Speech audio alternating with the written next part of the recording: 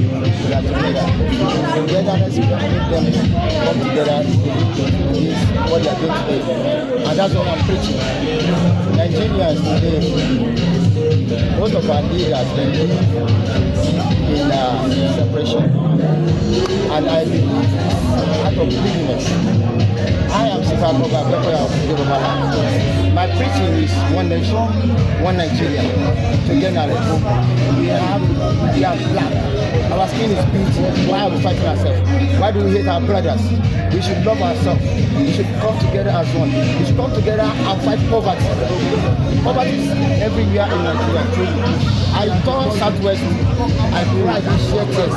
People dying, no money, and you are encouraging people to come out and start fighting. Why are we fighting? What we should be doing is how we are going to get out of poverty.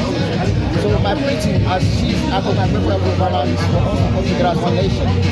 We are here to tell all Nigerians that we are in support of the new president and we never fight any government. We cannot fight government and win.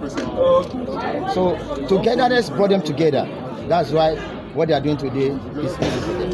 And I really appreciate what they are doing. Thank you very much. Just give us your name again. My name is Chief Ajayi.